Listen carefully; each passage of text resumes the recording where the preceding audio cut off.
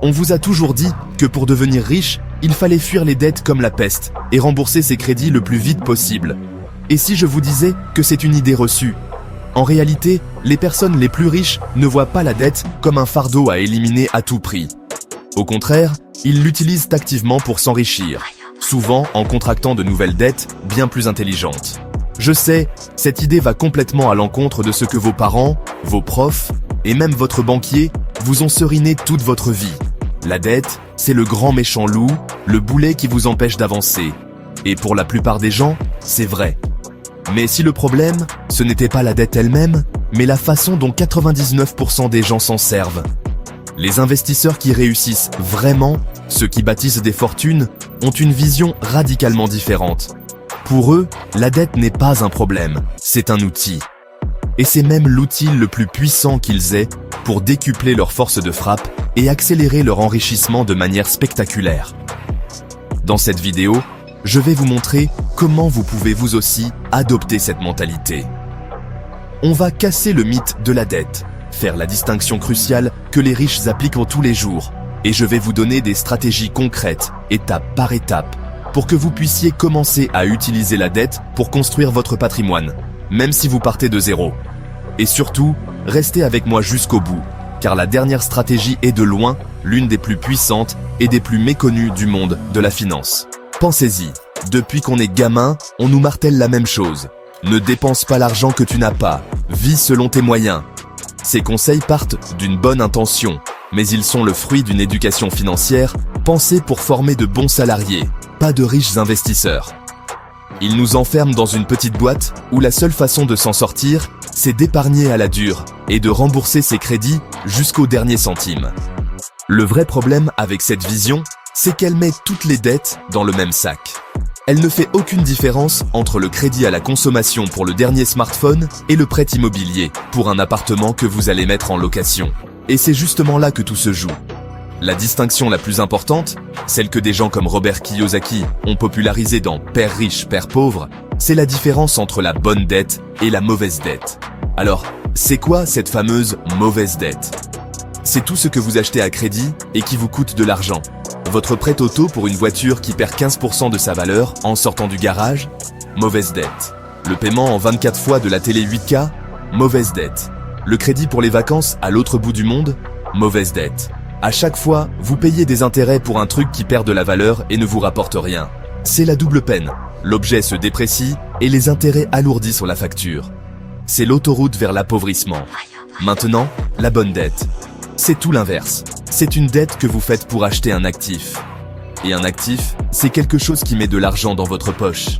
La bonne dette est pensée pour que ce soit quelqu'un d'autre qui la rembourse à votre place, ou que les revenus de l'actif la couvrent entièrement. L'exemple le plus simple, c'est l'investissement locatif. Vous empruntez à la banque pour acheter un appart. Vous trouvez un locataire. Dans le meilleur des cas, son loyer paie la mensualité du crédit, les charges, les impôts, et il vous reste même un petit billet à la fin du mois. C'est ce qu'on appelle le cash flow positif. Dans ce cas, qui rembourse la dette? Le locataire. Pendant ce temps, vous devenez propriétaire d'un bien qui prend de la valeur. Vous vous enrichissez avec l'argent de la banque et celui de votre locataire. Ça, c'est de la bonne dette. Comprendre ça, ça change tout. Vous arrêtez de voir la dette comme un ennemi et vous commencez à la voir pour ce qu'elle est. Un outil neutre, un marteau. Vous pouvez vous taper sur les doigts avec, ou vous pouvez construire la maison de vos rêves. Le choix vous appartient et tout dépend de votre éducation financière. Les riches ne se demandent pas « Comment je peux éviter la dette ?» Ils se demandent « Comment je peux utiliser la dette pour acheter encore plus d'actifs ?» Une fois que vous avez pigé la différence entre bonne et mauvaise dette, vous débloquez le concept le plus puissant pour créer de la richesse, l'effet de levier. Pour faire simple, l'effet de levier, c'est utiliser l'argent des autres pour faire exploser les rendements de votre propre argent. C'est un peu les stéroïdes de l'investissement. Pour que ce soit ultra clair, prenons deux investisseurs, Jérôme et Guillaume. Ils ont tous les deux 20 000 € de côté à investir dans l'immobilier. Jérôme est du genre prudent. La dette, ça lui fait peur. Il prend ses 20 000 € et il achète cash une place de parking. Disons que ça lui rapporte 5% de rendement net par an. Au bout d'un an, ces 20 000 € lui ont rapporté 1 000 €. C'est pas mal, mais ça ne change pas une vie. Maintenant Guillaume. Lui, il a compris le pouvoir de la bonne dette. Il ne voit pas ses 20 000 € comme un capital final, mais comme un apport. Il va voir la banque, qui, rassuré par son projet, accepte de lui prêter 180 000 € en plus. Guillaume peut donc s'acheter un bel appartement à 200 000 €. On part du même rendement de 5% net. Sur un bien à 200 000 €, ça fait 10 000 € de gains par an. Bien sûr, il doit payer des intérêts sur son prêt. Imaginons un taux à 3% sur les 180 000 € empruntés. Ça lui coûte 5 400 € par an. Alors, on fait les comptes pour Guillaume, il gagne 10 000 € avec son bien. Il paie 5 400 € d'intérêts, son profit net est de 4 600 €. Comparons un peu. Jérôme, avec ses 20 000 € investis sans dette, a gagné 1 000 €. Son rendement est de 5%. Guillaume, avec les mêmes 20 000 € de mise de départ, a fait un profit de 4 600 €. Son rendement sur son capital personnel est de 4 600 divisé par 20 000, soit 23%. Voilà la magie de l'effet de levier. Pour le même capital de départ, Guillaume a multiplié son rendement par plus de 4. Il est à la tête d'un actif de 200 000 € qui se valorise avec le temps et se construit un patrimoine 10 fois plus gros que celui de Jérôme. Le tout grâce à l'argent de la banque. La règle d'or pour que ça marche, le rendement de l'actif doit toujours être supérieur au coût de la dette. Tant que c'est le cas, vous gagnez de l'argent avec l'argent des autres. C'est le secret qui permet aux investisseurs de construire des fortunes pendant que les épargnants classiques avancent à la vitesse d'un escargot. Ok, la théorie, c'est bien joli, mais concrètement, on fait comment? Comment on utilise la bonne dette pour acheter des actifs? Voici 3 stratégies, de la plus classique à la plus experte. Stratégie 1. L'immobilier locatif, le grand classique. C'est la méthode la plus connue pour s'enrichir avec la dette, et ce n'est pas pour rien. C'est diablement efficace. Comme on l'a vu, vous utilisez l'argent de la banque pour acheter et l'argent du locataire pour rembourser. Mais attention, tous les investissements locatifs ne se valent pas. Pour que ça marche, vous devez savoir ce que vous faites. Les étapes clés. Avoir une stratégie claire. Vous cherchez quoi? Un complément de revenu tout de suite? Une grosse plus-value dans 10 ans? L'emplacement? L'emplacement? L'emplacement? C'est non négociable. Cherchez les zones où les gens veulent vivre. Calculez le vrai rendement. Oubliez la rentabilité brute des annonces. Vous devez calculer la rentabilité nette, après avoir tout déduit. Devenez le meilleur ami de votre banquier. Négociez tout. Un dixième de point en moins sur le taux, ça représente des milliers d'euros d'économie. Pensez aux impôts. Le fisc peut vite devenir votre principal parasite. Renseignez-vous sur des montages comme le LMNP au réel. L'immobilier, c'est un marathon, pas un sprint. Mais c'est une des voies les plus solides vers l'indépendance financière. Stratégie 2, la bourse et le crédit lombard, le levier des connaisseurs. Cette deuxième stratégie est plus pointue et moins connue. Elle consiste à s'endetter pour investir en bourse, grâce à un outil qu'on appelle le crédit lombard. Le crédit lombard, c'est quoi? C'est un prêt un peu particulier où vous ne payez que les intérêts, et vous remboursez le capital à la fin. Pour l'obtenir, vous devez déjà avoir un portefeuille d'actions, d'obligations, ou une grosse assurance vie. Vous mettez ce portefeuille en garantie auprès de la banque, et en échange, elle vous prête de l'argent, en général entre 50 et 80% de la valeur de ce que vous avez. L'avantage est énorme, vous récupérez du cash sans vendre vos actions. Vos investissements continuent de prendre de la valeur et de vous verser des dividendes, tout en servant de garantie. Comment on s'enrichit avec ça? Imaginez, vous avez un portefeuille de 100 000 €. La banque vous fait un crédit lombard de 60 000 € à un taux de 3%. Vous prenez ces 60 000 € et vous les réinvestissez. Si ce nouvel investissement vous rapporte en moyenne 7% par an, un objectif ambitieux mais réaliste sur le long terme, vous gagnez 4 200 €. Le crédit vous coûte 1 800 €, 3% de 60 000 €. Votre bénéfice net, créé grâce à l'emprunt, est de 2 400 €. Vous venez de créer de la richesse avec votre richesse. Attention, gros warning, cette stratégie a un risque majeur, l'appel de marge. Si la bourse se casse la figure et que la valeur de votre portefeuille en garantie chute, la banque peut paniquer et vous demander de remettre de l'argent au pot ou de rembourser une partie du prêt. Si vous ne pouvez pas, elle vendra vos actions au pire moment. C'est un outil puissant, mais à manier avec une extrême prudence. C'est réservé à ceux qui comprennent bien les marchés. Stratégie 3, la dette pour sa boîte, créer sa propre machine à cash.